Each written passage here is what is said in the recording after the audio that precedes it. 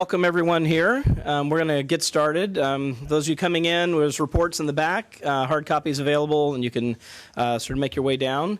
I'm going to start off by introducing our panel, and then I will proceed to give you the lay of the land of the findings of our new survey.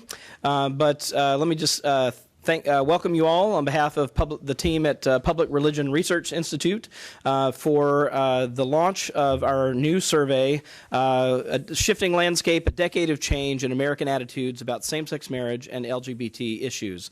For those of you who are here and electronically inclined and have twittering fingers while we're doing the talk today, we will be live tweeting the event. The hashtag we are using is LGBT10.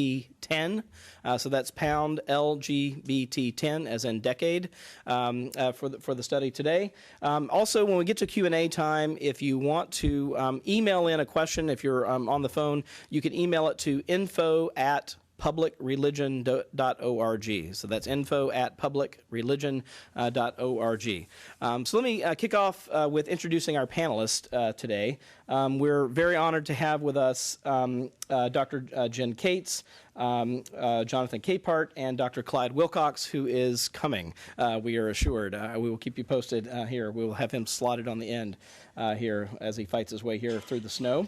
So first, let me introduce Dr. Cates. Dr. Jen Cates is Vice President and Director of Global Health and HIV Policy at the Kaiser Family Foundation, in whose beautiful facilities we are currently doing the release today. She oversees the Foundation's policy analysis and research focused on the U.S. government's role in global health and on the global and domestic HIV epidemics. She's widely regarded as an expert in the field and regularly publishes and presents on global health and HIV policy issues. She's particularly known for her work on analyzing donor government investments in global health and assessing and mapping the U.S. government's global health architecture and funding, and in tracking and analyzing major U.S. HIV programs and financing. She's been working in this area for 25 years. She also serves on numerous federal and private sector advisory committees. She's a member of the CDC HRSA Advisory Committee on HIV, viral hepatitis, and STD prevention and treatment. And she's also served on the Institute of Medicine's congressionally mandated evaluation of the President's emergency plan for AIDS relief, and on 2 Institute of Medicine study committees commissioned by the White House to inform the implementation of national HIV/AIDS strategy. So Dr. Cates, thank you for joining us today. Next to her, we have Jonathan Capehart. He is a member of the Washington Post editorial board and writes about politics and social issues for the Post Partisan blog. For any of you who missed it, he already this morning has got up a cheat sheet out on Twitter and up at the Post, laying out some of the main findings today. He is also an MSNBC contributor who appears regularly on Morning Joe and other dayside programs. Prior to joining the Washington Post in 2007, Mr. Capehart was the deputy director of New York Daily News' editorial page between 2002 and 2005. He also worked as a policy advisor to Michael Bloomberg in a successful campaign for mayor of New York City, and was a national affairs columnist for Bloomberg News from 2000 to 2001. And Capehart and the Daily News editorial board won the 1999 Pulitzer Prize for editorial writing for their series on the Apollo Theater in Harlem. So, Mr. Capehart, thank you for joining us. I'm going to go ahead and introduce Dr. Clyde Wilcox, who is, as I said, on his way and will be joining us for the discussion when he arrives. Dr. Clyde Wilcox is a professor in the government department at Georgetown University, where he's taught for 20 years. His research and teaching interests center on public opinion and electoral behavior, religion and politics, gender politics, the politics of social issues such as abortion, gay rights, and gun control, interest group politics, campaign finance, and science fiction and politics. So we'll see if he can work that in today. Most of his research centers on American politics, but he also does some work in comparative politics as well. He is a prolific author, co-authored, edited, co-edited more than 30 books. His latest books are kind of on topic for today, entitled Faith, Politics, and Sexual Diversity, out from University of British Columbia Press. Another book called The Politics of Same-Sex Marriage from the University of Chicago Press, and The Values Campaign, the Christian Right in the 2004 Elections, out in 2004. So we will welcome him when he comes in shortly. So with that, let me kick off. And my job today, I am Robert Jones. I'm the CEO at Public Religion Research Institute.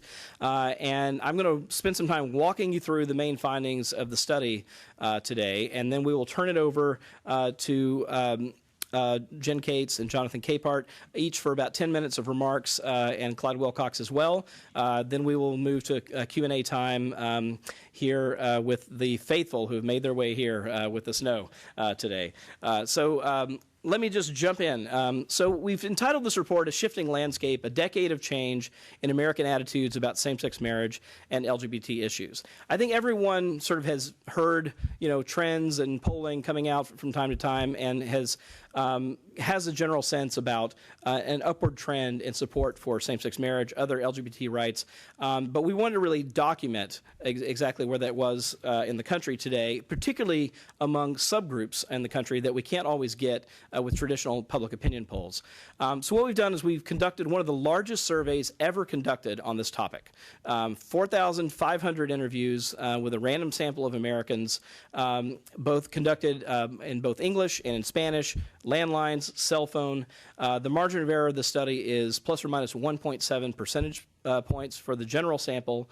And we want to give a big thank you to the Ford Foundation for their generous funding of this study to give us really an unprecedented look into the depth of American attitudes on this range of issues. So let me start off with, first of all, just taking a look at trends. One of the things we did to put this study in context, we went back and looked at about a decade of public opinion polling on this issue. This is a scatter plot of 7 major polling organizations over the last decade. The main thing you can see is that you could basically take a ruler and draw a straight line through this scatter plot with, kind of marking a trend. It's very, very linear over time. Just a couple of numbers to put it in context. If you go back to October 2003, the general public was somewhere around a third, 32%. Of Americans said they supported allowing gay and lesbian couples to legally marry in 2003. Today, with our latest numbers, that number is 53%. Right, so a 21-point jump in the last decade on the issue. And you can see that sort of, no matter which the organization, the pattern is really, really clear. In fact, in 2013, of the 7 that we looked at, nearly all were above the 50% mark. We had a few from Fox News polling unit below the 50% mark, but everyone, those orange dots below, but everyone else of the major polling units that we looked at above the 50% mark. So a fairly remarkable shift. I mean, as public opinion goes, we really rarely see this kind of movement on any issue over a decade's time. It really is quite remarkable to see, just from a social science perspective, very, very few issues do we see movement like this in a kind of linear direction over time. So I'm going to kind of unpack what this means. If we look regionally, one question is, well, maybe it's just that people in the Northeast or in California have become so supportive that it sort of skews the national numbers. But one of the things we see that even when we look down inside of regions, we see this movement across very much every region of the country. The Northeast has gone from 42% in 2003 to 60% today. The Midwest has gone from 33% to 51% today. The West has gone from 36% to 58% today. And the South, I think notably, has gone from 22% support a decade ago to being evenly divided today on the issue of same-sex marriage, 48% for, 48% opposed. Again, very sort of uniform movement across regions. And one interesting thing that we found in this survey that it will maybe come back to in the discussion, but I want to flag here at the beginning, on an issue that's been moving this quickly, it's perhaps not surprising that we find that Americans haven't quite caught up in their own perceptions of where the issue is. So we asked Americans, what do you think, about several groups? Do you think Americans overall are mostly opposed or mostly in favor of same-sex marriage? Interestingly enough, even though we know that for the last couple of years, most public opinion pollings have been showing majority support, only 34% of Americans correctly say that most Americans support allowing gay and lesbian couples to marry. So sentiment, so public opinion is in one place, perceptions of public opinion is in another place, right? So that basically Americans are underestimating support for same-sex marriage. This number is particularly pronounced within American churches, right? So when we ask people to estimate just among people at your place of worship, do most of them favor, do most of them oppose same-sex marriage? We have only 13% of Americans who attend religious services regularly saying that people in their place of worship support same-sex marriage. So basically, this is true within religious groups as well, that they're underestimating support. If we look, for example, let's give you two concrete examples where we know where actual support for same-sex marriage is, and up against perception. So among Catholics, for example, if we look, even if we're only looking at Catholics who attend religious services fairly regularly, that is monthly or more, Catholics who attend services regularly are actually divided on the question. A plurality say they favor allowing gay and lesbian couples to marry, 45% oppose. But when you ask Catholics about their fellow Catholics, 73% of them say they think most Catholics oppose same-sex marriage, right? So overestimating support by as much as 20 points, perhaps, and when they're thinking about their congregants. So there's a kind of perception-reality gap, I think, on this issue, mostly, I think, because the issue has been moving so quickly that Americans haven't really kept up with where opinions are today.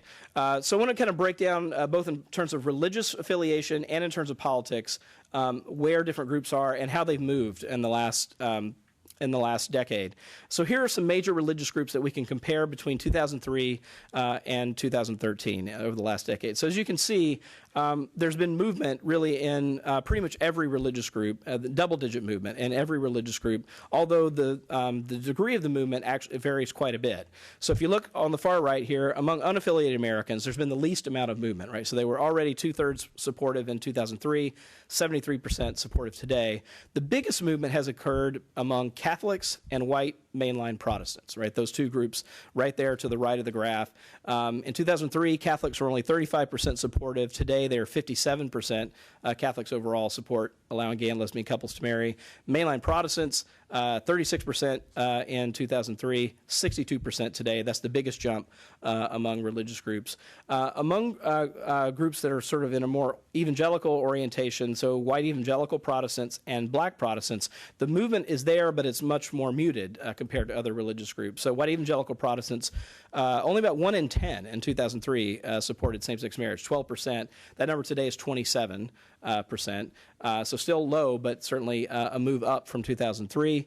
Among African-American Protestants, 23% in 2003, 35% today. So you can see how this kind of shakes out among religious groups. I want to show you, though, one of the nice things about this survey is that we're able to break out many more religious groups than most opinion surveys can because of the large sample size. So, for example, we have a number in this survey for Jewish Americans. 83% of Jewish Americans support allowing gay and lesbian couples to legally marry. In fact, Jewish Americans are more supportive than the religiously unaffiliated Americans in the country, which are traditionally the most supportive on this issue. White mainline Protestants, white Catholics, Hispanic Catholics. I want to pause here. I think that there's a lot of conventional wisdom that sort of thinks that there's a gap between white Catholics and Hispanic Catholics on this issue. We show no statistical difference between white Catholics and Hispanic Catholics on this issue. White Catholics, 58% support. Hispanic Catholics, 56% support. So right there, really on the same number, no statistical difference there. Hispanic Protestants, a different story. Hispanic Protestants who tend to be more evangelical, more charismatic, are basically evenly divided. A slim majority opposed, but 46% favor.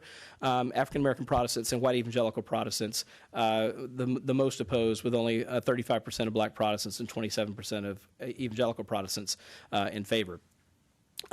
We also see that attendance matters within religious groups, right? So that more frequently attending religious groups are more likely to oppose same-sex marriage, less frequently attending groups more likely to support. And the break tends to be at those between who say they attend weekly or more and those who attend monthly or less is where the big divides are in attitudes. So here we see among white evangelical Protestants only 15%, for example, of those who attend weekly or more say they favor same-sex marriage, 43% of those who attend monthly or less. And you see similar breaks along the line.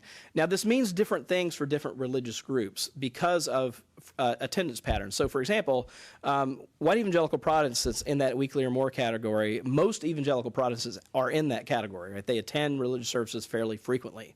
But among Catholics, it's very different. So among Catholics, only 38% of Catholics attend weekly or more. So there is that category. There's a big difference. But most Catholics are actually in the monthly or less category, which is why you see the higher support for the aggregate number. So we could talk about a little bit more about what attendance does and doesn't mean within different religious groups, maybe in the Q&A.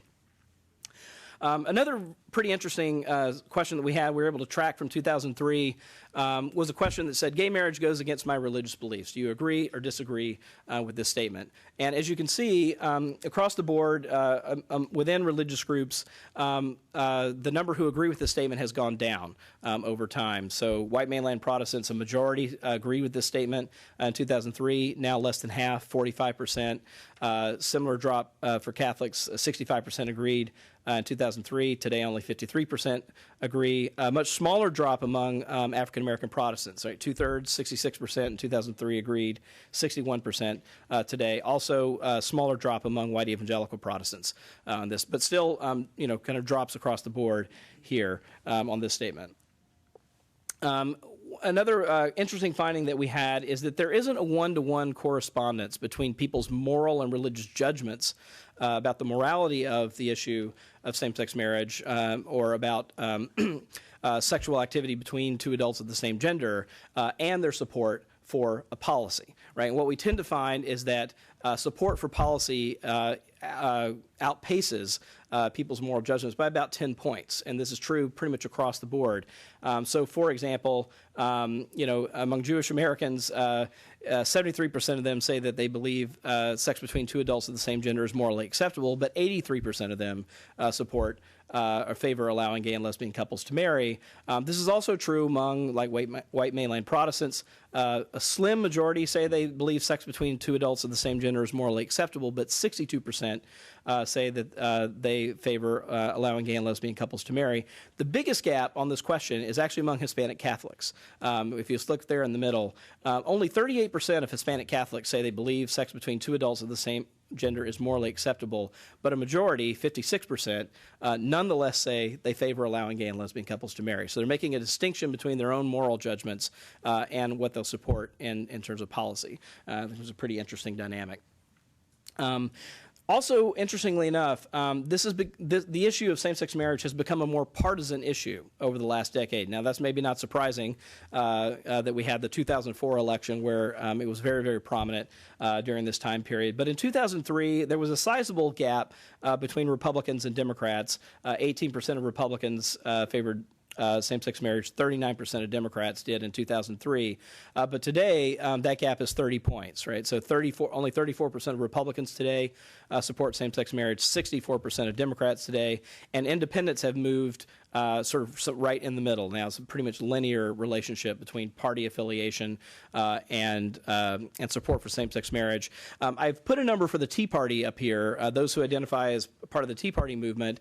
For reference, we don't obviously have a 2003 number to compare, but I put that up there to make a point that we've made at Public Religion Research a lot in the research we've done about the Tea Party, and that the Tea Party on this issue looks more like social conservatives than they do, say, a libertarian contingency. So this kind of, I think, what the identity of the Tea Party is on this issue looks a lot more like social conservatives. In fact, they're right there with Republicans overall, and not far off of the white evangelical number on same-sex marriage. So that's something we can also maybe talk about a little bit later. So there's a couple of things, in addition to religion, which is a very powerful influence on support for same-sex marriage. The other two things I want to draw attention to that are age and social context, that is, having a close friend or family member who's gay or lesbian, and the impact that that has on people's views on the issue. Again, this is another one of these charts. You could take a ruler and you could draw a straight line through this trend. So this, what you're looking at is generational breaks in support for allowing gay and lesbian couples to marry. And you can see among millennials, that is those ages 18 to 33, nearly 7 in 10, 69% support allowing gay and lesbian couples to marry. Among Gen X, 55%. Among the baby boomers, 45%. And among the silent generation, those age 68 and older, 37%, right? So this is kind of very linear thing. And what's interesting about this is that this pattern holds among pretty much any demographic group you want to pick. Again, one of the great things about this survey is that we have a large enough sample size that we can look inside of constituencies and look at generational breaks inside of particular constituencies. And what I've done on this slide is we've put together a group of people who are not majority in favor of allowing same-sex couples. They tend to be more conservative constituencies on this issue. So I have Southerners, African Americans, Republicans, and white evangelical Protestants. And even without looking at the numbers, what you can see is this generational pattern just holds, right? It looks at the slant between these bars are exactly the same. So one of the more striking numbers to me in the survey is this number of millennial Southerners. 65% of millennial Southerners support allowing gay and lesbian couples to marry, compared to only 28% of Southerners in the silent generation. Like, that is a generational tidal wave. It's just huge. Among African Americans, you see the same thing. We don't have enough in the sample to sort of get out the oldest African Americans, but if you just look at the difference between millennials and baby boomer African Americans, 59% of millennial African Americans support allowing gay and lesbian couples to marry, compared to 31% in the baby boomer generation. Similar things within Republicans. Half of Republicans, 50% of millennial Republicans, support allowing gay and lesbian couples to marry, compared to less than 1 in 5 in the silent generation on the other end. And then finally, among white evangelical Protestants, again, sort of the most one of the most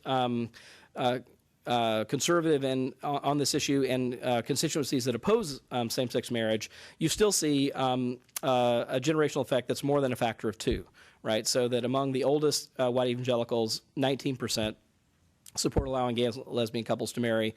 43% of millennial white evangelical Protestants support allowing gay and lesbian couples to marry.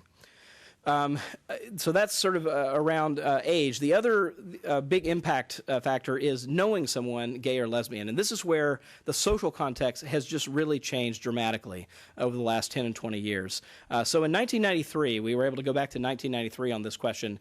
Only 22% of Americans said they had a close friend or family member who was gay or lesbian, right? So less than a quarter of Americans. That number today is 65%. So this is just a huge change in terms of like people's social context and people that they know and interact with. And remember, this question is a close friend or family member, right? So it's not just an acquaintance, but a close friend or family member who is gay or lesbian. Again, nearly 2/3 of the country today says this. This makes a huge difference in people's attitudes on the issue. So over here on the left is support for same-sex marriage by people who have a close friend or family member who is gay or lesbian. 63% support allowing gay and lesbian couples to marry in that group that has a close friend or family who's gay or lesbian. Among those who do not have a close friend or family member who's gay or lesbian, only 36% support allowing gay and lesbian couples to marry. So pretty dramatic, nearly 30-point difference between these two kind of social, these groups in two different social contexts. So as I'm sort of going to turn the page now and talk a little bit about a couple of other policies that I think will kind of flesh out the picture here. So first of all, we were interested to know just what perceptions were about whether gay, lesbian, transgender people experience a lot of discrimination. Transgender people, out of this group of nine different groups that we asked about in the survey, topped out the list. 71% of Americans say that transgender people face a lot of discrimination in their day-to-day lives. 68%, not far off of that, 68% say gay and lesbian people face a lot of discrimination. The only other group that we asked about that's really close to those levels are Muslims, right? So 65% of Americans say Muslims face a lot of discrimination today in the country today. People with HIV/AIDS still in majority territory, African Americans majority, and the other numbers are going down. Interestingly enough, since 2009, this number for women has actually gone up a little bit. It's 44% of women saying this. But interestingly, that transgender people, gay and lesbian people, really at the top of the list of a range of groups that Americans say are facing a lot of discrimination. in the country today. So we asked about workplace discrimination as another policy that we asked about in the survey. Really remarkable across-the-board support for workplace discrimination policies that would protect gay and lesbian people against job discrimination.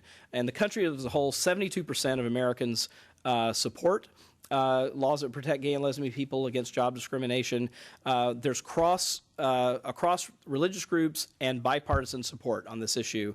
So it's very, very high, 79% of Democrats, but also 61% of Republicans, and 57% of those who identify with the Tea Party say that they support laws that would protect gay and lesbian people against job discrimination. The religious landscape looks very, very similar, ranging from 88% of Jewish Americans in support of this policy down to a low of white evangelicals are the least supportive, but even there, 57% of white evangelical Protestants in support of laws that would protect gay and lesbian people against job discrimination. Most religious groups, somewhere around 7 in 10 or more, support on this issue. One of the other things that we asked about in the survey that we could talk about later, that we have this very, very high support for laws that would protect gay and lesbian people against job discrimination. And we also found, we asked Americans about whether they thought laws like this were already in place at the federal level. Overwhelming numbers of Americans, 3/4 basically, say that they thought this law was already in effect in the country today. So another kind of perception-reality gap that I think is maybe important to come back to in the discussion. So very, very high support and a perception that the law is in fact already there when in fact it's not. So we also asked about adoption rights. Attitudes here have shifted as well. In 2003, there's this very strangely worded question, but we kept the wording just as it was so we could track the trend. So it says, gay and lesbian couples can be as good as parents as heterosexual couples. Now, for all of you grammarians, don't yell at us too much, but we didn't alter it at all because we wanted to track the trend straight through. But a majority of Americans in 2003 said this, but 54%, that number today is 68%, agreeing that gay and lesbian couples can be as good as heterosexual couples as parents. There, I think I said it right that time. This translates through to adoption, to support on adoption. About the same number, 58% of Americans say they favor allowing gay and lesbian people to adopt children. But there's a big partisan divide on this issue. 2/3 of Democrats, but only 42% of Republicans and 40% of the Tea Party support this policy. So big partisan divide here. Finally, I'm going to wrap up with some perceptions of different groups. We asked about perceptions at PRRI. We've done a fair number of asked a fair number of questions about party brands, so the Democratic Party, the Republican Party, and we asked a question about whether people perceive the Democratic Party or the Republican Party to be friendly or unfriendly to LGBT people. And what we found is, stark differences between the parties. So 28% of Americans say that the Republican Party is friendly, 54% say the Republican Party is unfriendly, and notably more than a quarter of Americans say that the Republican Party is very unfriendly to LGBT people. The Democratic Party, very different picture here. 7 in 10 say that the Democratic Party is friendly. Only 14% say the Democratic Party is unfriendly. So very different perceptions of the two political parties here. We also asked about perceived friendliness of religious groups. So now, for those of you from the religious press or from religious institutions, this slide is worth pondering, I think. What it mostly shows, I think, is that a lot of Americans just don't know where religious groups are on the issues. There's a lot of don't knows, a lot of uncertainty on these questions. There's more certainty about the Catholic Church and the Mormon Church, where 58% of Americans say the Catholic Church is unfriendly to LGBT people. 27% say it's friendly. The Mormon Church, similar pattern, 53% say it's unfriendly to LGBT people. 13% say it's friendly. But you'll notice that a lot of these have very, very high numbers of people saying, I don't know or I'm unsure. And notably, on this chart, the Jewish religion sticks out because, as we've seen on the other charts, Jewish Americans are, in fact, one of the most supportive constituencies for LGBT rights in the country. But Americans are largely unsure about that, and in fact, so 41% say they don't know where the Jewish religion is. Among those who give an opinion, those who say it's unfriendly outpace those who say it's friendly. 34% say unfriendly, 25% say friendly. So just a lot of, I think, uncertainty about where religious groups are on the issue here. One of the other major findings of the survey was what impact, we wanted to kind of get at what impact that teachings by religious organizations had on millennials and their disaffiliation or affiliation with churches. All right, so one of the things that in the media has been written about a lot are the high rates of disaffiliation among millennials. So in the country today, just over 1 in 5 Americans are religiously unaffiliated, but that number is about 1 in 3 millennials are unaffiliated in the country today. So there's been a lot written about like why that is, what factors are playing a role. So we wanted to ask in this survey what factor was sort of negative teachings about LGBT people or negative treatment of LGBT people playing in millennials leaving churches. So we had 2 questions. One of them is this question, where we asked everybody, are religious groups alienating young people by being too judgmental about LGBT issues?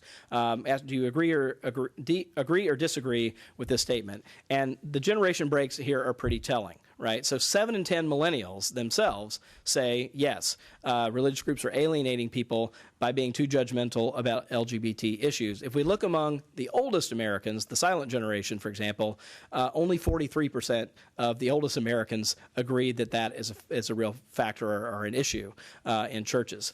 So there's a real generational disconnect, I think, on this question. I think that's worth maybe talking about further. We also asked a question of in the survey we asked people what religion they were raised in, and then we asked people what religion they were in today. So we were able to track people who have moved from a kind of childhood religion over to a different religion today. Among millennials, so one group we were really interested in is millennials who were raised religious but are now not, right? Those who were raised in a religious tradition but now have left that tradition. We asked those folks how much of a factor were negative religious teachings about or treatment of gay and lesbian people in their leaving. And what we found is that just a little bit less than a third, 31%, said that negative treatment of negative treatment of gay and lesbian people or negative religious teachings about gay and lesbian people were an important factor in their leaving the church and looking for the exit. So I think that's also a finding we might want to unpack a little bit more, but a pretty important finding about what kind of an impact church's stance on gay and lesbian issues have had on retaining and attracting young people to churches. Finally, last point I'll make, and I'll turn it over to Dr. Cates. We had some questions about HIV and AIDS. This is a question that goes all the way back to 1992. Do you agree or disagree AIDS might be God's punishment for immoral sexual behavior? Right? In 1992, 36% of the country agreed with that statement. 51% of white evangelicals, half of black Protestants also agreed with that statement. In 2013, there's been a pretty precipitous drop in people agreeing with that statement. So from 36% in the general population to 14% today. Among white evangelicals, that number's dropped by half, 51% in 2003, 24% today. Among African Americans, it's dropped by 30 points. Half of African Americans are African American Protestants in 1992. I believe that 20% today believe that. So big drop in this perception about the sort of causes of HIV and AIDS. We also asked a question about people's perception of HIV or AIDS in the U.S. versus developing countries. And so the question was, did most people with HIV or AIDS become infected because of irresponsible behavior or through no fault of their own? And as you can see here, there's a really big divide in the way Americans attribute responsibility in the U.S. context versus developing countries context. So in the U.S., 2/3 of Americans say that most people with HIV or AIDS became infected through irresponsible behavior. Only 25% say through no fault of their own. This is reversed. A plurality, when asked about developing countries, a plurality say through no fault of their own. Only 41% say because of irresponsible personal behavior. So that is a 30,000-foot flyover of the findings. There's a 57-page report that you can delve into more. We'll get to unpack some of this in the Q&A. Again, just let me remind everyone, if you're tweeting, the hashtag is LGBT10, and the Twitter handle that we're tweeting under is @publicreligion. With that, I will turn it over to Dr. Jen Cates. Thanks very much, and good morning, everyone. I want to first thank Robbie and the team at PRRI for the opportunity to be part of this, and to be part of the panel with Jonathan and Clyde, who we will hopefully will see shortly. I can imagine him driving on 29 right now. But I also want to congratulate PRRI for this incredible report. I don't know if you've had a chance yet to really look at it, but it is so rich with information and data. It's rare to have a survey of this size where you can really unpack so much. So I know I'm going to be poring over it in the coming weeks, and today we'll just be getting some ideas out. So I wanted to briefly let you know about the work that we do at Kaiser and kind of the perspective I'm bringing to the survey. And welcome to the Foundation's building. We're just happy that we were able to host it here. And for me personally, since it's snowing out, it's easy for me to go to work. But just a little bit about Kaiser. We're a nonprofit, private operating foundation that focuses on health policy research and analysis. And we've had a long-standing focus on HIV. And that includes both policy issues, but polling as well. So that's another part of what we do. We've been polling the American public on their views towards HIV since '96. We have a lot of trend data. And also more recently, we've done some work on LGBT health access and insurance coverage, particularly related to the ACA. So because of that, I think we were very interested in these findings, and I'll shed a little light on some of the things we found and how it connects. And I want to make 4 points, and it was really hard to pick just a few because, as you heard, there's just so much here. The first is going to be about what we heard a little bit about, a misperception or disconnect between perceptions of acceptance and reality. The second is around the relationship between discrimination and health. The third is around the HIV findings, and the fourth is around this sort of personal connection piece. So on the first, on the misperception, I was really struck, although probably not that surprised if you think about it, that there's this finding that the public knowledge about support for same-sex marriage lags behind reality. And in psychology or social norms theory, this is called pluralistic ignorance, where an individual thinks that the view that they hold is different from the majority view of their peers or society. And this was found on the PRRI survey pretty much across the board. Any group you looked at felt that they were either more accepting than others, or others were as accepting as them. But it was particularly notable in those who opposed same-sex marriage. So the subset of groups that opposed same-sex marriage were much more likely to think that those in their group, same group, also opposed. And they were incorrect because PRRI was able to measure how many supported. So there's this it's a disconnect. And you can call it a lag. I think it's a disconnect. And this may be because of the rapidly shifting public opinion, and not everyone is caught up. But I think it gives us some information about how to potentially address support and acceptance. And is there a way to bridge that gap a little bit so that people understand that their view is connected to the larger view of those around them, and it's not seen as something that is out of step. And why that's important is because, at least in studies of this disconnect, not necessarily related to LGBT issues, those who feel that their view is different from the norm may act in a certain way that reflects what they perceive, not what is the actual reality. And that could have detrimental effects on LGBT folks if there's a perception that there's less acceptance. So that's one I think is important to think about. The second is around discrimination, and I just want to connect it a little bit to health. So this survey looked at perceptions of discrimination. So how much discrimination do people think LGBT individuals face? And as Robbie said, transgender individuals are at the highest, and LGBT folks are right below.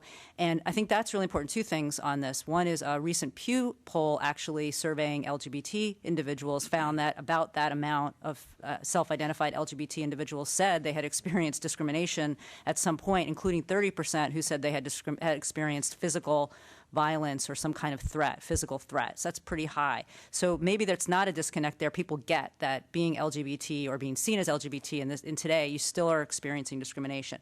And why that's connected to health is that numerous studies have showed that when there's stigma, when there's discrimination, that can affect health outcomes, it can affect health access, and we know that LGBT folks face poorer health outcomes, have less access to health care, are more likely to be uninsured, et cetera. So I just wanted to highlight that's an important one. I think the American public gets that there's still discrimination, but it has some bigger implications for people's lived experience and their access to health. On the HIV piece, it's so critical to continue to look at this, particularly related to the LGBT community, because in the U.S. today, gay and bisexual men represent 66% of new HIV infections. And I don't think everybody realizes that, and they're the only group for whom new infections are increasing. And transgender women in particular as well are also very disproportionately infected. So understanding kind of where people see HIV on the sort of spectrum of issues is an important area to track. We track it at Kaiser. And very similarly to what we found, over time, there's a decrease in perception of urgency. And what Robbie didn't mention, and this is another really rich part of the survey that they had such a large sample that they actually were able to ask people if they self-identified as LGBT, and about 5% did. And so a lot of the findings are you can compare. And I did look at that and to see how many LGBT self-identified folks said HIV was urgent. The American public overall said it was pretty low as an urgent priority for the U.S. So did LGBT individuals, a little higher, but not that high. For the world, a little higher for everybody, but still not that high. What does that mean? And we've pondered this at the Kaiser Family Foundation a lot. I think you can see it in two different ways, one good, one bad. The positive side is, we've been living with this epidemic for a very long time. We're at a very different place with it in terms of our ability for people to access successful treatment, to live pretty much normal lifespans, at least in the U.S. It's much, we're really far along in terms of our ability to address a lot of the challenges. So maybe people get that, right? So maybe there's a real understanding of that. On the flip side, if we see that the rates among gay and bisexual men, particularly young gay and bisexual men, particularly young gay and bisexual men of color in the U.S. are going up, and there's a sense of this isn't urgent anymore, that might be a problem for reaching them, for really turning the tide on the epidemic. So it's something we're following closely at Kaiser, and PRRI also saw it, and it has a lot more depth in terms of which groups feel this way and how we can sort of unpack that.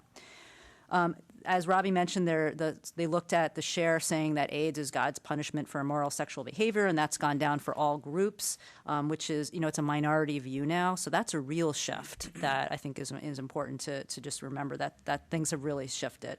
But this irresponsible personal behavior piece, that 65% say that people who have HIV, it's because of irresponsible behavior, at least for those in the U.S.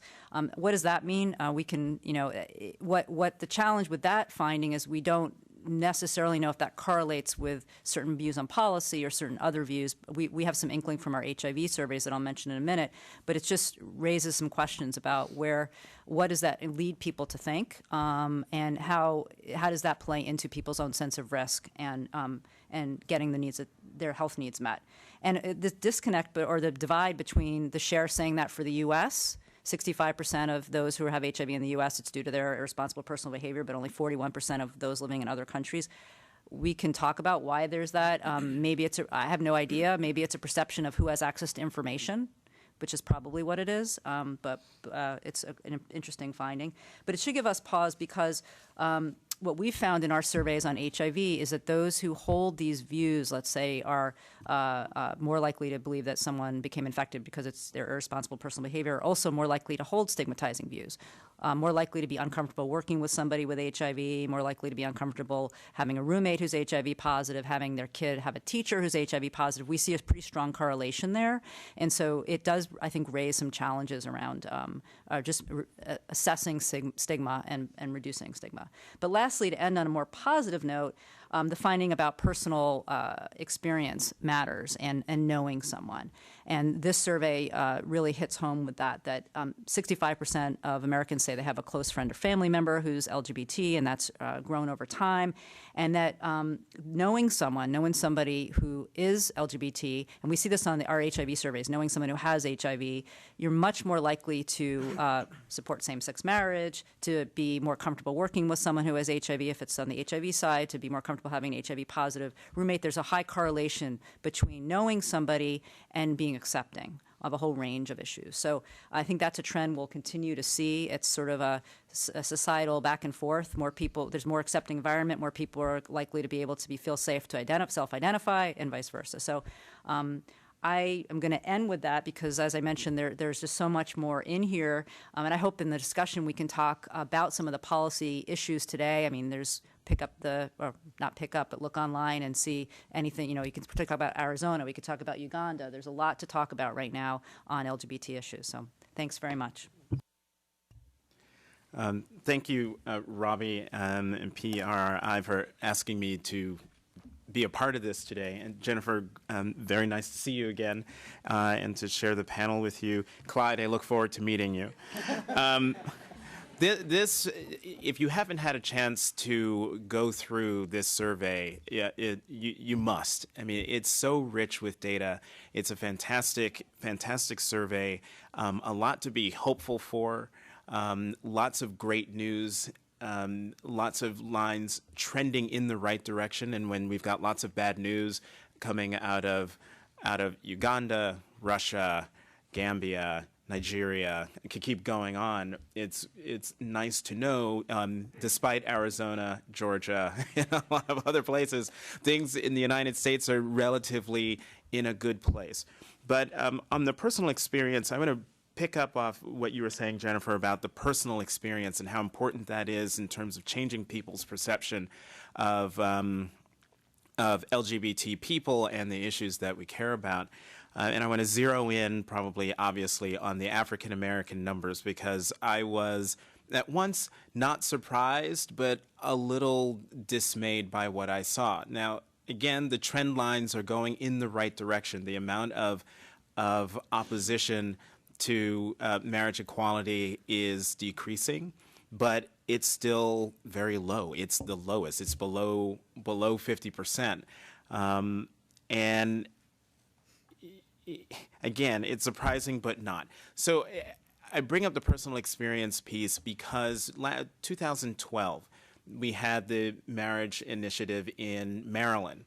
And Maryland was a big test case for a few reasons. One, it was a state where they were hoping it would be the first state to legislatively approve marriage equality.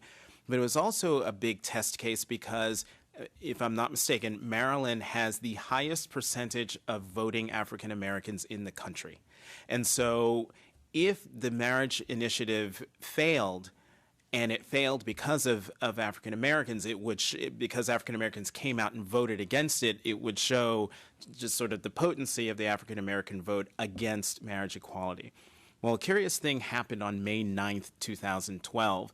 President Obama told Robin Roberts of ABC News that his evolution on same-sex marriage was complete and that he personally believed that loving, committed couples in same-sex relationships should be allowed to marry. The Washington Post poll that was taken, ABC News poll that was taken before that announcement, showed African Americans, I didn't do my math, what is it, 30, 20, 41, is that right? Yeah. So before the president's announcement, 41% of African Americans supported marriage equality. So nationally, so you can imagine what that meant for Maryland. After the president's announcement, a new ABC News Washington Post poll came out, and the African American support for same-sex marriage was 59%. That goes to show the power of the president on thinkings and perceptions of African Americans, and it also showed the willingness of people to change their hearts and minds. I was personally thrilled by it, because on Mother's Day that same year, 2012, my mom and I are having brunch. We're sitting outside. I came out to my mother in 1990.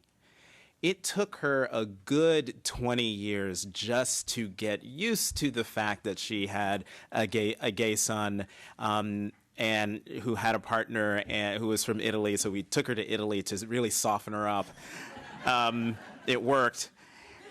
But she still held out hope that one day, I would get married to a woman and start a family. Never did I bring up the issue of same-sex marriage, because I just knew that my born-again evangelical mom would be dead set against it. So there we are, having brunch, lovely time, outside at Blue Duck Tavern. And after she complained about sitting outside because for some reason she has a problem eating outside, I don't get that. But I asked her, I said, so what did you think of what the president did? And she said, I agree with what he did. I think it's right. I think it's cruel that someone could just come on in and take someone's house just because they weren't married. The people who were together, I'm sitting there slack-jawed. So I'm like, who are you? I mean, I've been talking to you about these things or trying for years, and yet you wouldn't listen to me, but she listened to the President of the United States.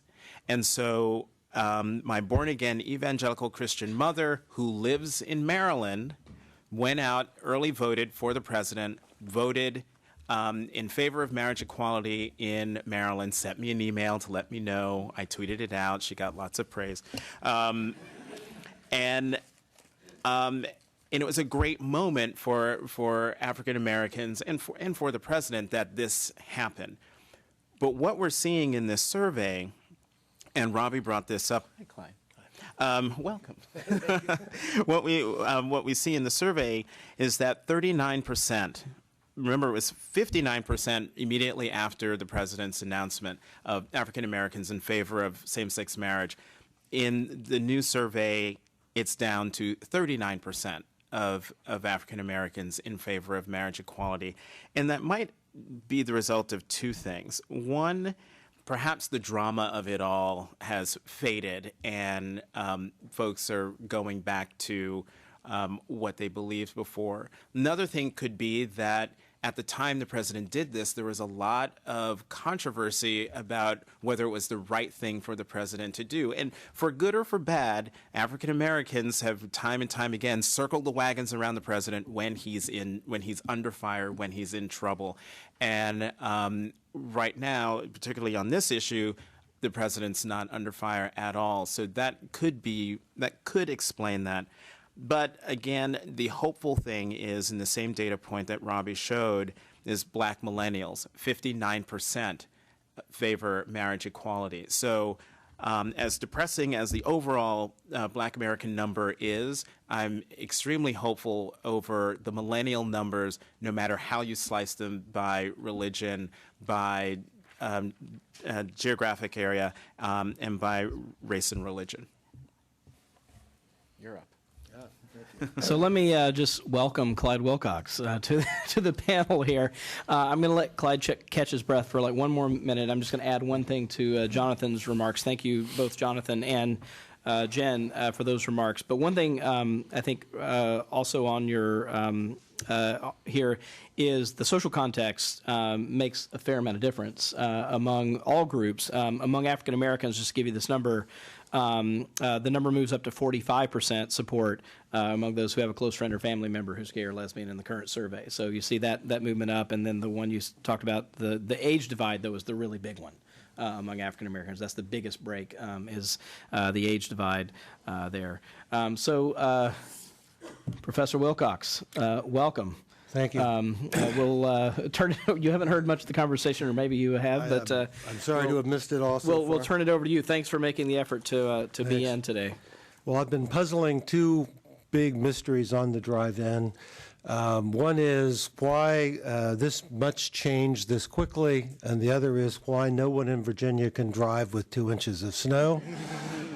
On the other hand, the cars I saw as I passed, were really devastated, so I'm a lucky man to be alive and to be here today. This is a wonderful study. It's rich, it's deep, it's got a lot of wonderful things in it that I'm sure they've already talked about. What I'd like to really discuss is, how this change has taken place. Because I think if we're honest with each other, those of you who could have been in the room 20 years ago are pretty surprised that this change has happened this rapidly, right? In the year 2000, I was invited to Kalamazoo College and asked to talk about the conflict between the Christian right and the LGBT movement. And so, I did a typical political science analysis about the number of people and the resources available and the networks and the fact that the Christian right, basically attends churches so every Sunday they can find each other and that sort of thing. And based on all that, it certainly looked like the Christian right should win, right? But then at the end I said, well, first of all, that's not going to happen because the argument they make is not very good. We need to protect heterosexual marriage versus equality. I also pointed to some of the underlying structural changes in attitudes, and then I made sort of what I thought was a bold prediction that by the year 2020, we would have several states with same-sex marriage. And afterwards, the predominantly liberal faculty came up and they said, boy, what a great talk, but you're living in a dream world, right? So, in my most optimistic, I'm a little surprised by how rapidly this change has taken place. And I think some of the explanation is probably in this report. But let me say, first of all, what it isn't. It isn't that liberals are winning the culture war overall. You know, if you trace, say, attitudes on abortion, if anything, they're somewhat more conservative than they used to be. And depending on how you ask the question, you sometimes find that the youngest cohort is, in fact, the least pro-choice, right? We're not winning on guns, right? The only other issue that looks anything like LGBT issues is legalization of marijuana, and it started a little later, but it's also a very steep curve. And it's not that these are changing attitudes in sexuality in general. The General Social Survey has asked the following two questions since 1972. The wording somewhat reflects this, but is homosexual sex always wrong, usually wrong, occasionally wrong, or never wrong? And then is extramarital sex always wrong, usually wrong, occasionally wrong, never wrong? Beginning around 1992, the percentage saying that gay and lesbian sex was always wrong began to plummet. But since 1992, the percentage saying that extramarital sex is wrong has continued to increase. So the two charts just go in really different directions. So it's not that we're becoming more liberal in general about sexuality. And the trend line really begins to break in this in 1992. And so we begin to puzzle what is going on in 1992 that begins this process that changes attitudes. And I think there's a couple things that happened then. One is we were just talking about the power of a presidential statement. 1992, Clinton sort of made a presidential statement about gays in the military, and at the time it certainly looked like a defeat and, whatever. But, my co-authors and I have panel data that shows that Clinton actually spent some popularity but changed some minds. He spent some popularity because people who were deeply anchored in opposition to this policy liked Clinton less a year later. On the other hand, people that were sort of ambivalent about the policy and really liked Clinton at the beginning moved in support of the policy, right? So I think that had some impact, but I don't honestly think that's the big part of the story. The other part of the story is beginning in 1992, there were a series of movies and also television shows that featured, gay characters. 1992, we had In and Out with a long kiss between Tom Selleck and Kevin Kline. We had Philadelphia, and so sort of very favorable portrayals that, and then on television, more and more characters, which I think then gave people the opportunity to come out to their friends. One of the striking things in this study is like 71% have close friends or relatives. 10 years ago, we didn't ask the question about close friends. We said, do you know anybody, right? So if you add in the percentage of people who are, say, 1 degree of separation from someone, so my friend's son or something like this, we're up to really high numbers now. In the last 20 years, more than 1 in 2 people have discovered that they know someone who's gay or lesbian. And so gay is no longer somebody strange in San Francisco. It's Uncle Ed and his roommate Bill, right? And so this puts a human face on this kind of issue. And Robbie shows us sort of how people who know people who are gay are more tolerant.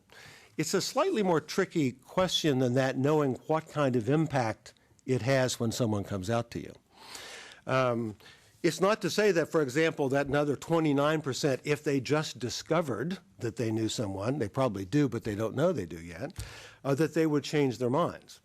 Because people don't just come out randomly, right? They come out to people who they think will be somewhat tolerant, right? So the correlation itself is partially because as you learn that you know somebody, you become more tolerant, but it's also because the people who are tolerant find out they know people. Still, I think this is a big part of the story, right? That more and more people know more and more people. In fact, if I were asking this survey question in the future, I'd start saying how many people, right? Rather than do you know one person? It's like, do you know a dozen people, whatever. My father, for most of his life, one of his very best friends was gay, never came out to him, and, I've always wondered sort of what that would actually have done to him. The second part of it was around this time there became a change in the way that people viewed the nature of sexuality. There was the talk of the gay gene and so forth. And here, I actually think the question in the survey, which is the way I would ask the question, but it doesn't maybe capture really what happened, which was it doesn't really matter whether people think it's genetic or whether it's fixed early in life. The question is it fluid? Is it flexible? So if you think back to the debate about gays in the military, it was, what happens if Jimmy's in a pup tent in Afghanistan with a gay soldier? What happens if he goes into the shower with a gay soldier, right? But if we think that sexuality is basically fixed sometime early in life, then it doesn't matter, right? There's actually a couple of NFL players who are saying, what's going to happen in the shower? It doesn't matter, right? If you're straight and they're gay, then that's the way it is. So in a certain sense, sexual diversity becomes less dangerous if it is fixed early. It's not contagious in some sense, right? And then the second implication of this is, and most of my LGBT friends of my generation just hate it that this matters, but it's not anyone's fault, right? You can't discriminate because it's not a choice. It's something that someone has. And here, I actually think that people coming out has made a difference in this because people have said, no. In fact, I tried to date girls for a while, and this is not who I am. I'm happy with a man, right? But if I were asking this question, I'd say, how much of sexuality is fluid in adult life? And actually, I know quite a few people for whom it has been fluid. But to the extent that the public thinks it's not, then both it's harder to discriminate and it's also less threatening, right? Now, the final question to sort of ask myself is, why is it that, say, the Christian right didn't win on this? Why is it that evangelicals are changing their attitudes too? Some surveys, I've analyzed data where young, Bible-believing, frequent church-attending evangelicals have a majority in favor of marriage. In a lot of other surveys, it's a majority in favor of marriage or a civil union, and they're very pro-life and they're very conservative on other issues. So why is it that a deeply ingrained religious belief has not constrained this attitude change? And here, what I think is going on is that there's a lot of street-level theology that happens when people discover that someone they know is gay or lesbian. And so I heard cut the tail end of a personal story here. So my personal story is I've got a cousin in West Virginia, absolute fundamentalist, believes every word in the Bible is literally true, has believed this all of her life, goes to church every week, 2 or 3 times a week actually, and she has a gay son. And she's just discovered this in the last year. And so the last time for the last few years when I've gone in, I've kind of like just ask just kind of general question, how's the son doing, trying to see if she knew this or not. Finally, this time she says, I just found out he's gay. And she cried a little bit about this, and then she said through her tears, she said, but I don't believe that this is sinful because he's a good boy. I have to believe that God has made him who he is, and so I don't think he needs forgiveness, I just think he needs love.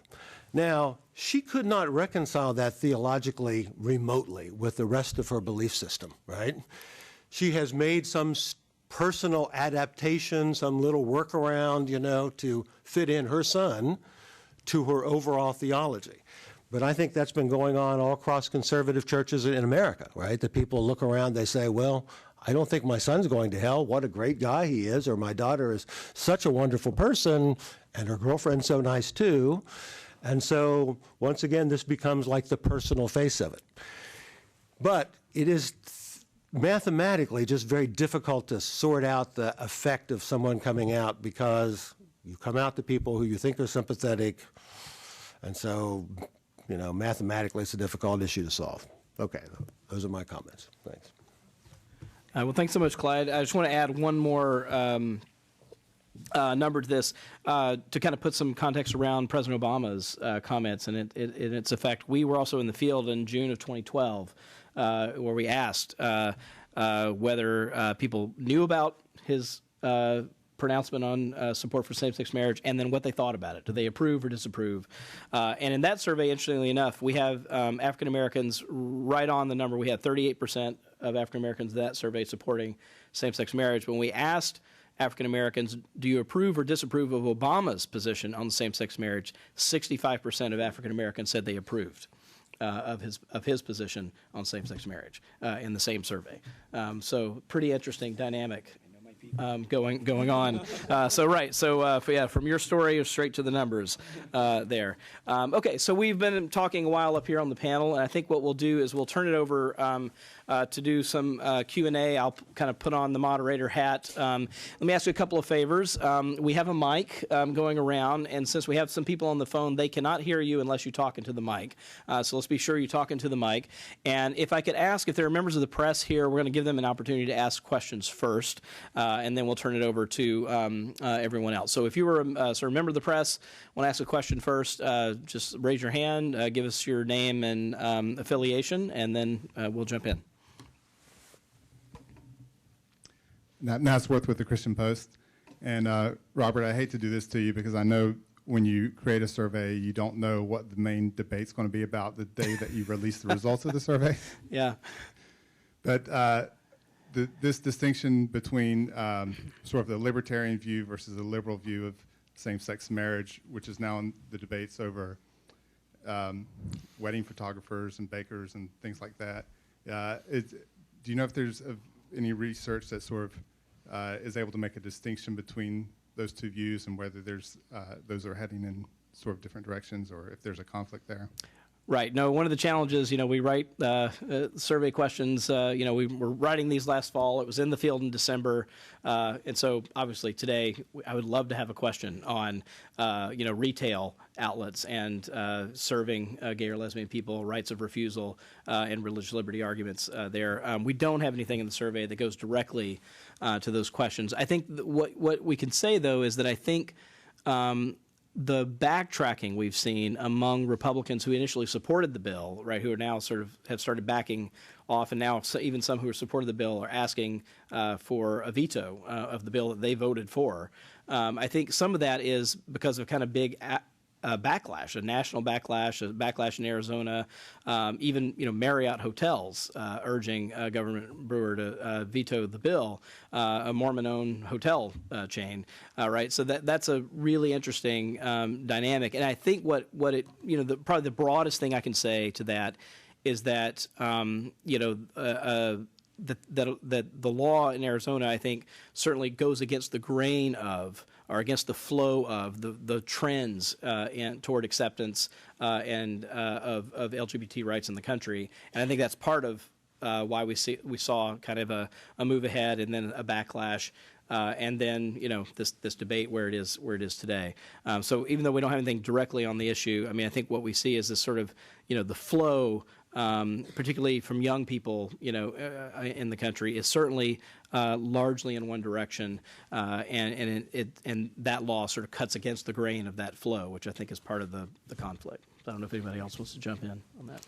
I actually had lunch earlier this week with a conservative pollster who has been asking about this particular question.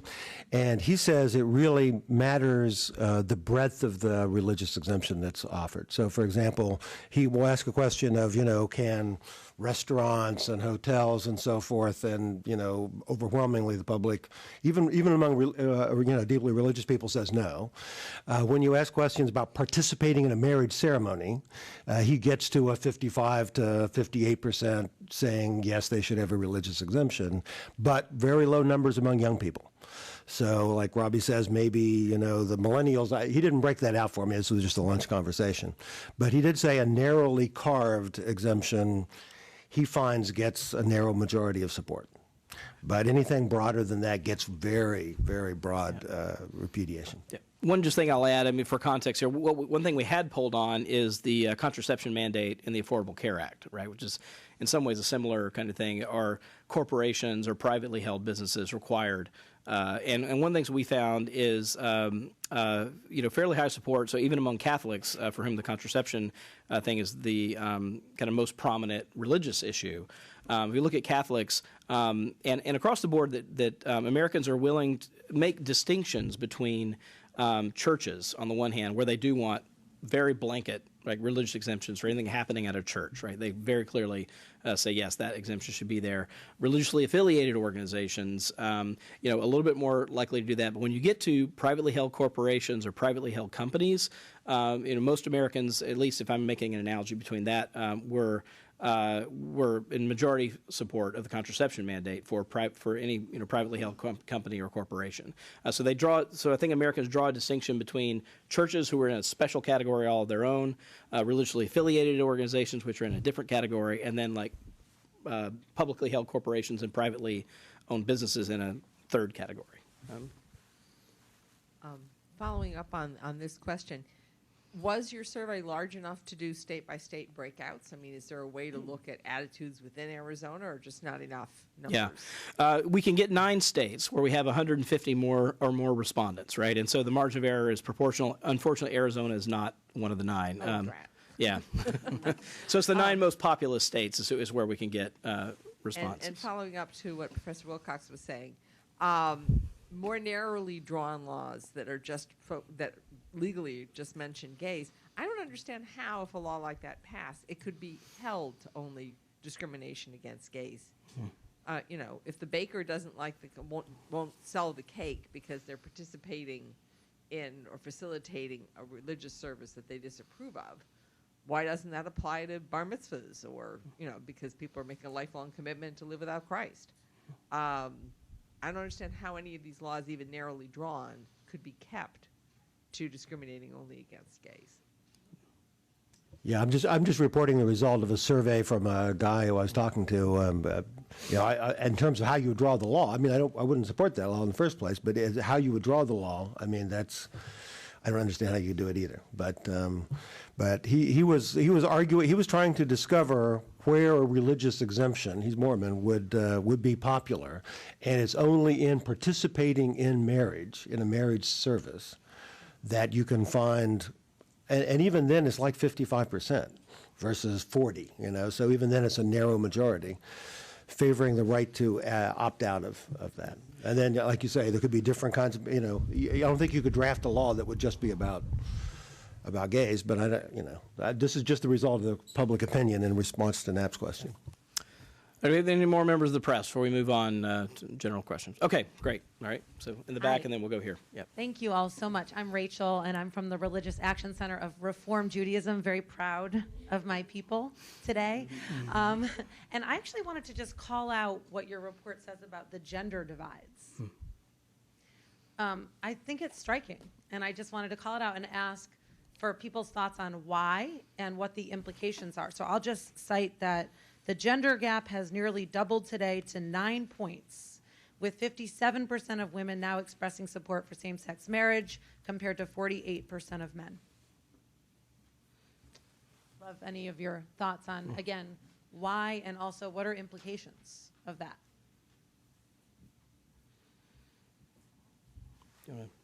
You probably looked at a lot of these patterns, I'm guessing. I mean, I think we see this on other surveys we've done at Kaiser on a range of issues, but I think this gap has been there.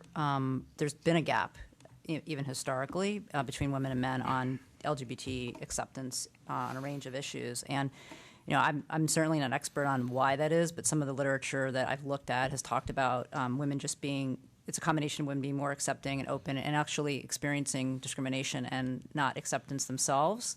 As part of what may go into play, and then actually family relationships. I mean, there's a whole host of, there's a range of things that have been looked at to try to understand that gender gap. It's not actually a huge gap. I mean, I think what's interesting is that it's almost a majority of men that are accepting, which I think, of same-sex marriage, which probably in a few years will be the majority, and that's a real shift. And there's literature on homophobia and feeling personally uncomfortable, and men tend to be more uncomfortable. So it's psychological, social, familial, all of these factors. But it's certainly part of social relationships too. I mean, so if we think about these two factors, age, right? They're obviously not age gaps between men and women, but there are social gaps between men and women in terms of their social relationships. So in our survey, 70% of women say they have a close friend or family member who's gay or lesbian, compared to 59% of men, right? So that's part of what's going on there, too, is that women are more likely to say they have a close friend or family member who's gay or lesbian. And one thing I would just say, to put that in an interpretation, it's, women are moving faster, but men and women are moving in the same direction, right? So women have, caught the curve a little more rapidly, but the big story is that everyone's moving. Yeah. Okay. We had a question up here in the front. Oh, okay. One more in the back, then let's come up here to the front. Okay. Thanks. I'm Shelley Moskowitz with the Unitarian Universalist Service Committee, the Human Rights Group. Thank you for an inspiring survey. Dr. Cates raised the issue of Uganda, and so I just wanted to just get your impressions about how faith attitudes are translating into specific advocacy campaigns or agendas, the role of the evangelicals in Uganda, I think specifically, wondering what you see. Hopefully Jonathan will help me out on this one, or if anybody. I think what the Uganda situation, for those who don't know, there had been a law introduced a few years ago to criminalize homosexuality in Uganda, and it originally included a death penalty as the punishment. And this law had not been passed by President Museveni, and it's kind of a long story, but in the last 2 weeks, it was reintroduced in Parliament, and he just signed it a few days ago. It does not have a death penalty provision, and as I understand it, but it criminalizes same-sex behavior, homosexuality, and a range of other things, and pretty harsh penalties. And so there's been a lot of discussion about how this happened, why this happened, and I don't think this panel should kind of necessarily talk we could spend the next few days talking about this. I do think the faith role is complicated in this situation. I mean, there's a lot of faith groups that have, for a long, long time, provided development assistance and health services, and do right now in Uganda and many African countries, and play a pretty vital role in doing so. There's also faith communities that have views that have been supportive of the bill, and I think unpacking that is a real challenge right now. And I don't know of, how, I think everyone who is either trying to look at this from the perspective of the role of the U.S. government, the role of LGBT groups, the role of in-country civil society, is really struggling to figure out the best response, ultimately to protect people in Uganda, LGBT individuals in Uganda, who could be discriminated against, could be put in jail, might be denied health services, et cetera. So I think that's the big concern right now. But it's the role of faith in either providing those services that are needed, or maybe some have said stoking the views that led to the passage of law, is very complicated. And to just add some more context, because the law was passed a few years ago, they sat on it because of worldwide criticism and pressure from the United States government. But then within the last couple of weeks, they got it to the president's desk, and then he played a few games. One, he said basically that gay people were sick, but if scientists could prove to him that they weren't, he would not sign the bill. And so a group of more than 200 scientists sent a letter to President Museveni from around the world, laying out the case that we all know, because it's been accepted knowledge here for a few decades, and clearly he ignored that. He signed the bill into law earlier this week. It comes with a 14-year jail term if you're convicted, if you're found guilty of violating this law, and you have to laugh to keep from crying about this next piece. You get life imprisonment for a repeat offense of, quote, aggravated homosexuality. So there used to be a death penalty provision in that law, and that was stripped out due to pressure, global pressure. And the day after, so it's today, Thursday, Wednesday, so Tuesday, the president signed this bill into law. The very next day, on the front page of one of the Uganda tabloids, huge front page exposed in several bullet points. The first bullet point naming, quote, 200 top homos in Uganda. Named them pictured them, and so now you have a law in this country that makes it illegal to be LGBT, and now they've been named, and Lord only knows what will happen to those people as a result of being, quote, exposed.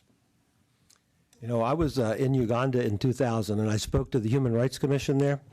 And they were a group of very brave people who were taking on the secret police and the military police and the prison guards and whatever. But before I made my speech, they said, please don't mention LGBT rights. Of course, I'm a professor, I profess, so that made me mention them even more than I had thought. But then afterwards, we're sitting around, and I got to tell you, this is the core of the human rights community there. There wasn't anyone in that room who was who was open to this. They're all talking about Western disease and this and that, and so we talked about this for like 25 minutes, and I came away deeply depressed, and that was the year 2000. So, my name. My name is Harry Samuels. I'm with American Jewish World Service, so I echo the sentiments of my colleague from the Religious Action Center. I was hoping if y'all can speak to the converse of the question that was just asked, the role of U.S. communities, both faith-based and non-faith-based, in supporting LGBT rights abroad, as to whether there's any similarities or discrepancies based about LGBT rights here versus LGBT rights abroad, whether LGBT rights should be a part of U.S.-based foreign policy. Just speak to roles, particularly now that that American citizens could be playing in supporting LGBT rights abroad in Uganda, Russia, Nigeria, otherwise. So I think I'm going to jump in and maybe steer us back to the survey a little bit. So I apologize. We don't have any data in the survey at all that would address those issues. So maybe we could sort of like address the conversation maybe after it starts and just kind of move on to the next question. Yeah, thanks. Thank you so much. My name's Diego Sanchez from PFLAG National. As a transsexual Latino, I wanted to ask you, I did notice that in one of the slides you had where more than 70% people believe that trans people have it hard in life. But then when you got to employment, it appeared that you only asked about gay and lesbian people. And with this survey being done, concluded in 2013, is that accurate, or did you, and if you didn't include trans, would you in the future? Yeah. Thanks. This is a great question. If we weren't able to make it out, the question is about whether or not our question on employment discrimination included transgender people, and the answer is it did not. We had a tough question. We had a tough decision to make here, and this is often the case in social science, where you are faced with a choice between tracking a trend on the one hand, where the question is set, and if you change the question wording, you don't have a trend. What's that? We did change that one slightly, yeah. Yeah. Yeah, well, in terms of policy questions, I think it's just more important to track the policy questions across time. We did do a survey. We're actually PRRI is one of the few organizations that has publicly polled on transgender issues. We did in 2011, fall of 2011. And what we found there, interestingly enough, a couple things, is that one, we were concerned because there's been almost no polling on transgender issues in the public realm out there, very, very little. And part of it is because of this inertia of tracking trends on some issues. But we asked people two things. One, we wanted to know whether people knew enough about the issue to even have a good opinion about it. And then we asked people an open-ended question about just what they thought, what comes to mind, what did they think transgender was, and we asked them to sort of give us a definition. Interestingly enough, the overwhelmingly, like 2/3 of the country gave us a definition that was pretty in the ballpark. So it means that what that means is that we knew then that it's something you can poll on because people actually know enough about the issue to ask about it. When we asked in that survey, we kept our separate question, and we also asked a separate question in that we just didn't have space to stick in this questionnaire. But what we found there is overwhelmingly that Americans basically said, absolutely transgender Americans should have the same rights and privileges that gay and lesbian Americans did. They did not make a distinction in terms of employment rights, and that was a question we asked about there. There was no statistical difference between rights for transgender individuals and rights for gay and lesbian individuals. I'd be happy to send you those numbers. Yep. Yeah, absolutely. Yep. Yep. Hi, I'm David Fishback. I'm with Metro DC chapter of PFLAG. I want to ask a question about the May 9th statement, 2012 statement from President Obama that Jonathan and Robbie talked about earlier. It's interesting the gap between percentage of the African American community who supported President Obama's position, but then who were actually in favor themselves of same-sex marriage. What I'm curious about isn't so much the number who support same-sex marriage, but whether the numbers of undecided and opposed changed between the pre-May 9 period and the post-Pre 9 period. Because my thesis would be that even if it didn't bring a lot of people along, it opened up minds and opened up a conversation. So I don't have the numbers for the immediate post one that Jonathan referenced in front of me, but I do have, our survey today and our survey back in 2012, and what the distribution looks really very, very similar among African Americans. So we didn't see a lot of difference, and that's the survey. I mean, they're remarkably stable, in fact, between our 2012 survey and the one that was at the end of 2013. That's not a lot of time, right, between really, but between sort of mid-2012 and the end of 2013 is a year and some change. But the distribution and our numbers look fairly similar. Hi. Hi, my name is Reverend Steve Clun. I'm with the Methodist Federation for Social Action. My question, it pertains kind of a follow-up in a little bit. I'm wondering if the trends that we're seeing now in terms of the number of clergy and theologians who are now writing, speaking out, doing more publicly in terms of witness to LGBT inclusion, if that's starting to have a dramatic impact on increasing the numbers of acceptance. We certainly saw that in Maryland. I think Maryland, if it wasn't for some of the well-known black pastors who came out and started speaking about LGBT inclusion and marriage, and the NAACP also coming out, historic civil rights groups, do you see or predict an increase and a speed up in that trend? You guys want to take a run at that? I mean, sure, of course. Well, yeah, yes, and I only say that one, when you get the institutions coming out in favor of it, and then you have the millennials coming up behind them to back up those organizations, who will then go in and lead those organizations and lead other organizations. Those trend lines can't help but go up. You know, I think one interesting thing, so I'm a religious studies, AWOL religious studies professor by training.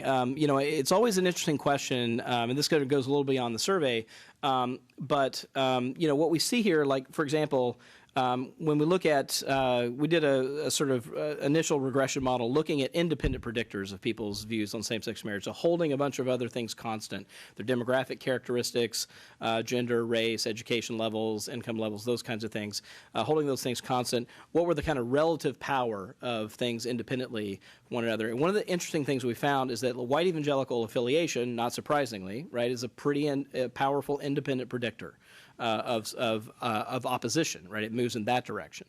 But having a close friend or family member who's gay or lesbian is a pretty powerful independent predictor in the opposite direction. The relative power of those two things is almost exactly the same, right, as independent predictors. So that when you have particularly young people who are evangelical, for example, what they've got is they've got these competing forces in their lives, right? So on the one hand, they've got a generational cohort and a set of social contexts. Clyde used the term street theology. You know, I think there is that kind of thing, and it's street theology. I think in religious studies circles, it's often called lived theology, right? It's sort of not formal, but it's sort of built up from the bottom up, not from the top down. One question I think is, this is a question for theologians, goes beyond the poll, but is, you know, whether the role of theology and religious leaders to use the kind of religious term, is prophetic, that is out ahead of the parade, or whether it's sort of theology as backfill, right? That is sort of like reconstructing a kind of theological construct when in fact the opinion's already moved, right? And so then theologians come in and say, oh, well, the opinion's over here. What does that mean for this set of beliefs? And I think that's a real theological question. Like, it's a really tough theological question, right? So what does it mean? Can theology just take its cues from public opinion? I mean, obviously, most theologians would have a problem with that proposition. But what does it do when opinion has moved over here and, a theology is here? I think it's a really open question how that works. Hi, Michelle Diggles. I'm with Third Way, and I'd like to talk about the question of nature versus nurture. In particular, Dr. Wilcox, you had made the interesting point that if people believe that sexuality is fixed early on, then it's less dangerous, and you can't discriminate if it's really not a choice. And Robbie, I'm not sure if you found this in your crosstabs, but I know in Pew's crosstabs, younger voters, 18 to 29, 30 to 39, et cetera, they're much more likely to say that homosexuality is a choice. And then it's not something that you're born with, much more so than older cohorts. As a matter of fact, I think 18 to 29-year-olds are the only group in Pew's survey last year where a plurality said it was a choice and not something you're born with. And so I'm wondering about these sort of opposite trends, right? Greater acceptance, belief that it's acceptable, yet it seems to be driven by a younger generation who views it as a choice. Sorry, it's a really interesting question. One thing I'll point to just real quickly is that it does remain to be something that divides religious groups quite strongly.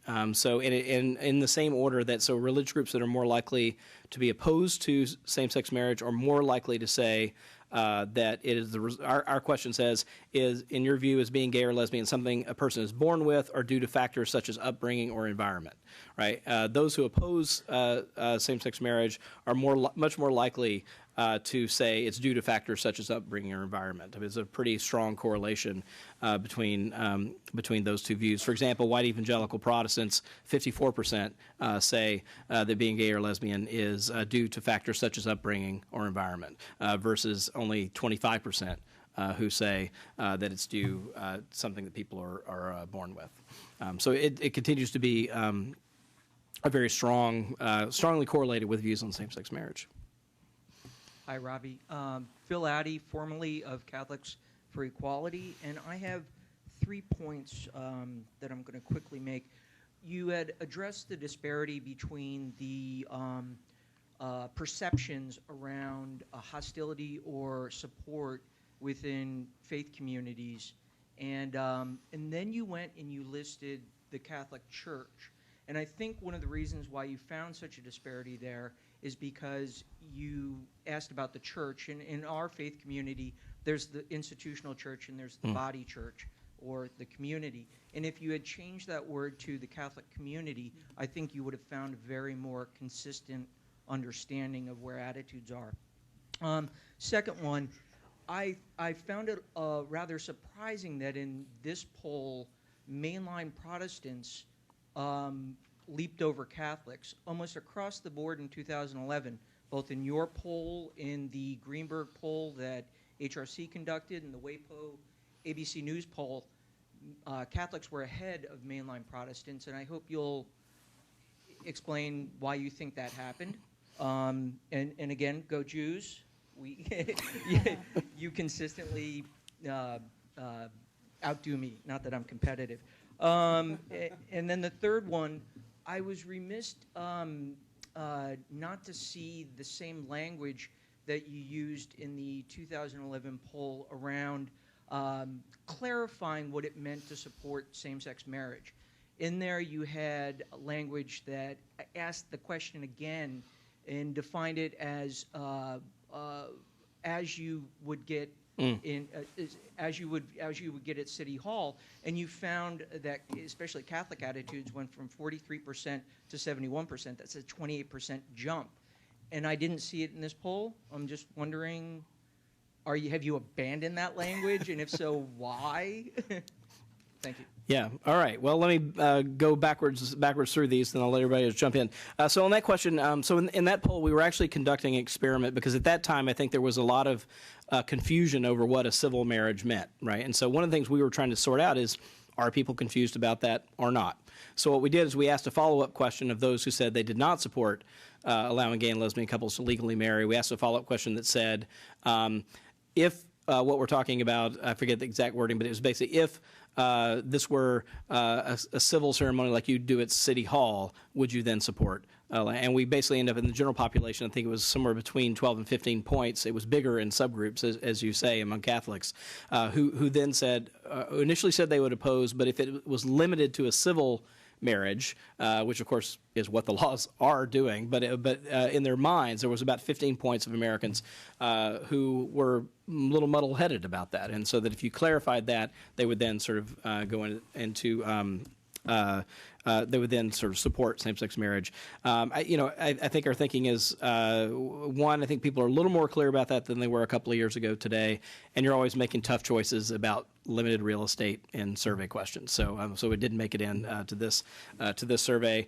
The question about local church context, we actually didn't ask about the institutional church for exactly this reason. So I can send you the question wording, but what we asked is people at your place of church or place of worship was the language that we asked about. So even when we ask about people, not just about the institutional church, which everybody's kind of clear about, when we asked about people at your church or place of worship, there's still this sort of reality disconnect that's somewhere in the nature of 20 points on that question. That still exists. And then on the mainline Protestants, I'm going to turn it over maybe to Clyde or anybody else who wants to jump in on this issue. I mean, I think it's worth saying that the differences here, let me pull them back up just to refresh everybody, they're not huge. And I'm guessing if I could test it real quickly, they're probably not statistically significant. So white mainline Protestants are at 62% support. White Catholics are at 58% support. Hispanic Catholics are at 56% support. Those differences aren't large, but basically, you could round it out and say both white mainline Protestants and Catholics are roughly 6 and 10 in support. Yeah, I wouldn't read anything into that difference. It's too small to be statistically significant. The trend lines are all going in the same direction. One group leapfrogs another, one group pulls ahead a little bit. I mean, this is just, not as important as the bottom line trend, I think. So. I'm Mara Cardis-Nelson with Alternet. I have 2 questions. So the first is just clarification. When you say religiously non-affiliated, is that people who aren't Catholics, Protestant, or Jewish, or is that people who don't affiliate with any religion at all? And the second is just, I'd be interested in hearing from all of you about the question of whether same-sex marriage should be decided at a state level or a federal level. I was really interested in how that had changed over the last decade, with those who support same-sex marriage now saying it should be federal as opposed to state a decade ago, and whether you could link that to what we've seen at a state level within the last few years as well. I'd love some analysis on that if you could. Great. Well, I'll take the clarification, then I'll turn it over to whoever wants to jump in on the second one.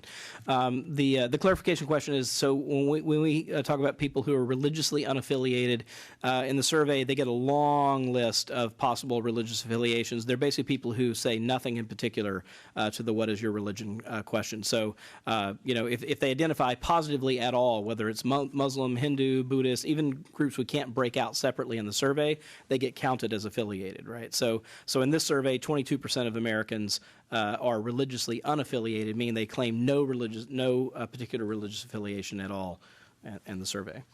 That's up, by the way, from 8% in 2003. So we're kind of looking at this decade of change.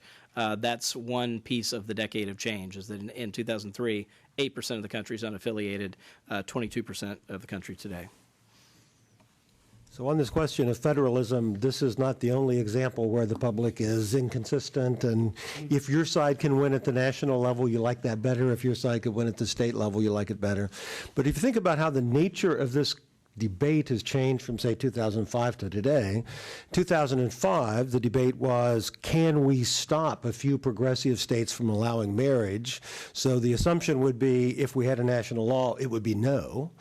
Today, progressives are saying, boy, we've got majorities in an awful lot of states, and maybe the Supreme Court could just take care of this forever. Mississippi is not going to pass a law for a long, long time. So now they're thinking the national government could say yes. So I think this is not at all unusual in American politics, but it also shows just how the expectation of the evolution of this issue has changed. And I would add that I've long been a proponent of having the courts take care of this because as a descendant of the civil rights generation, when the courts had to step in and make states act right, I'm all for making states act right via the Supreme Court on the issue of marriage equality. And what we're seeing now is a two-pronged fight that's happening. On the one hand, it's great to watch what's happening on the state level because you have a lot of states that are actually, excuse me, doing the right thing either legislatively, which is ideally the thing you would want to do. I am loath to put the civil rights of a minority up for a popular referendum. But in 2012, we saw 4 states do the right thing.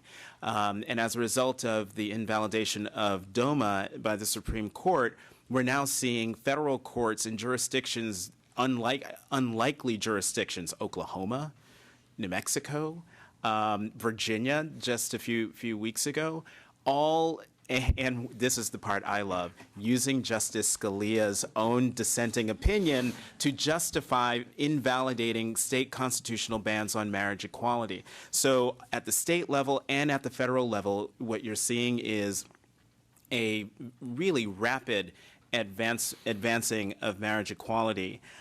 There's another point I was going to make about the states, and it has completely escaped me, but it was a good one. If I remember it, I'll jump in.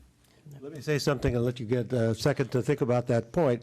My recommendation to Robbie is, anticipating the court might possibly do this, it would be a really good time to have a panel survey, right? Because what you see in Arizona, what you see in a few other states is a backlash against the anticipation of universal marriage equality. And I would predict that there will be, some pretty intense political stuff.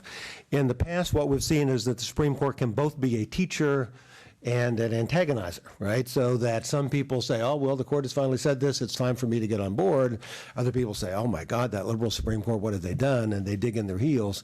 So it would be a very interesting thing to see, say, how attitudes change after the court rules, if it does rule, and having a big survey like this where the people and could maybe call them back, it would be a very valuable project. That was it. It was the Supreme Court, and what's happening at the state level is all about sending to the Supreme Court the exact question the court refused to answer with the 2 cases last go round. The court was not specifically asked if there is a constitutional right to same-sex marriage, and what you're seeing in Oklahoma, Virginia, Utah, and all of these other cases that are bubbling up, that very question. And so the court tried to punt in 2013. They're not going to be able to punt when the next case comes to them.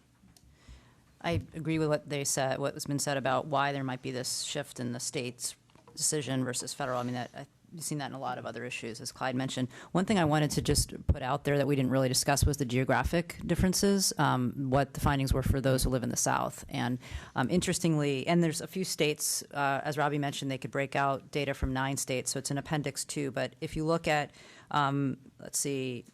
Texas and Virginia, almost a majority of people in Texas favor same-sex marriage. A majority of people in Virginia favor same-sex marriage.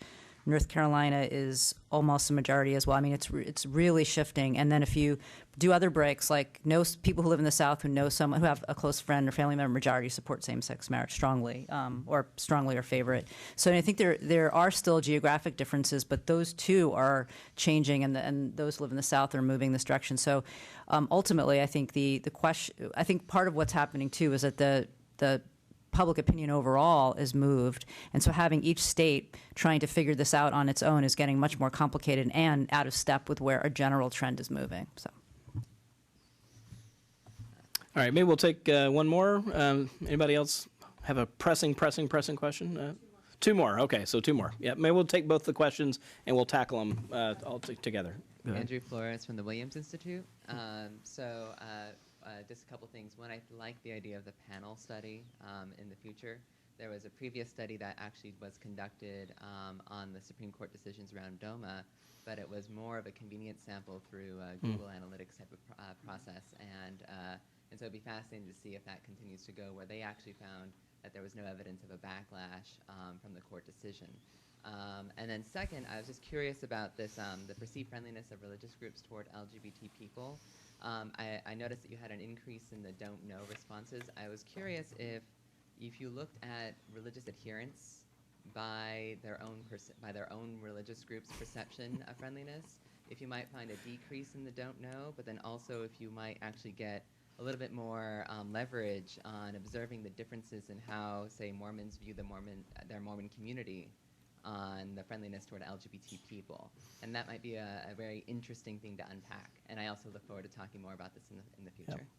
Great. Well, let me just thank all the researchers for their endorsement of more research. First of all, from your mouths to Ford's ears. But let me say on the perception of friendliness of religious groups, it's true. Not surprisingly, it's also true of the perception of partisan views of religious groups.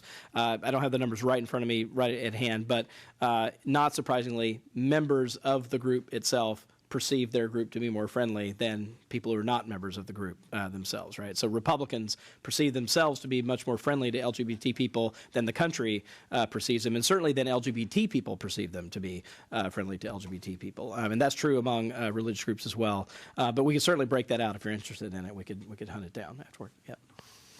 Hi, I'm Joseph Ward with the Human Rights Campaign and Many Voices. Jonathan, I actually read your article recently about tensions between African American community, LGBT community, some dynamics that I think, as a queer African American, I tend to think that's an elephant in the room a lot of times, and depending on where you're at. I was curious about the study, just how you why African Americans are polling so low in support of LGBT equality comparative to other racial groups, and then on the flip, the perception of the broader perception that the African American church is the most least friendly towards African Americans. I'm wondering if you can just unpack what's happening there. So, in the 2 minutes that we have, to try to answer that question, because it's a great question, but I don't have nearly enough time to answer it. But I'll say this: what you have at play is sort of the religious conservatism of African Americans. So that's in the church being the center. The traditional center and the current center of African American life, and you have more than a few preachers who are still thundering from the pulpit against LGBT people and the so-called lifestyle. That's changing. As the questioner here talked about, in Maryland, you had preachers in Maryland churches, black preachers in Maryland churches, who publicly embraced marriage equality. Delman Coates is the person who comes to mind. So you have that over there. And then over here, I think part of the tension and maybe the resistance within the African American community towards LGBT, or I should say acceptance of LGBT rights, and particularly support for marriage equality, might have to do with this discomfort with the LGBT community wrapping itself around the traditional civil rights movement and demanding that African Americans, and particularly African American leaders, support 100% the LGBT cause. Now, I've written, as you said, not just the other day, but many, many times, trying to point out, particularly to African Americans, that while it is not 100% the exact same struggle. We're not talking about water cannons and dogs, but what we are talking about, and where this is 100% the same, you have two minority groups who are being discriminated against and being prevented from enjoying fully the American dream and the rights and responsibilities that come with that via the Constitution, who are being denied their American birthright, for lack of a better description. And that's why I feel it's very important for me. I know it's not a popular view and it's not something a lot of people appreciate, but I feel it's incumbent upon myself to remind people, particularly African Americans, that while it's not the same struggle, it's a shared struggle, and that just one thing. And I've been trying to wrap my head around how to present this for a segment when I sub for Melissa Harris Perry in a couple of weeks.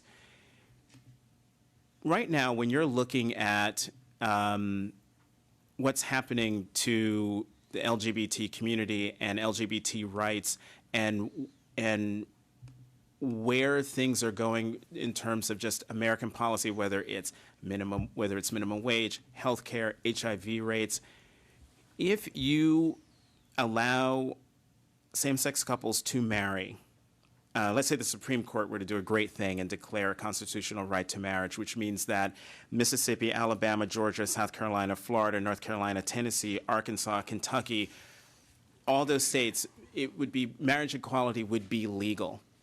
Those are all states where a majority of the where most African Americans live, and it's in that region of the country, the South, where most African American same-sex couples live. And so for those who resist the link between the Black civil rights movement and the LGBT civil rights movement, to deny that there's a link there is to be willfully ignorant. To deny people the right to marry is to doom African American couples in those states to second-class citizenship. Punte basta, as my ex-Italian partner would say. Enough. Period and enough. Just had one number on the end of this. Just in our survey, we had a small subsample of self-identified LGBT Americans, but in our sample, only 38% of the self-identified LGBT Americans in the sample live in states that currently allow gay and lesbian couples to marry, right? So 55% of them actually live in states that prohibit same-sex marriage and civil unions. So that's sort of part of the context of, I think, the conversation as well. Okay, well, let me thank everyone for being here on a snowy, blustery day, especially Clyde Wilcox, who braved the snow drifts in getting in here. This is all available on our website at publicreligion.org. We're going to continue the discussion on Twitter and online today at hashtag LGBT10. So feel free. All the materials, the questionnaire, the report, the full wording of the questions, all of that's available for download, publicreligion.org. Thanks so much.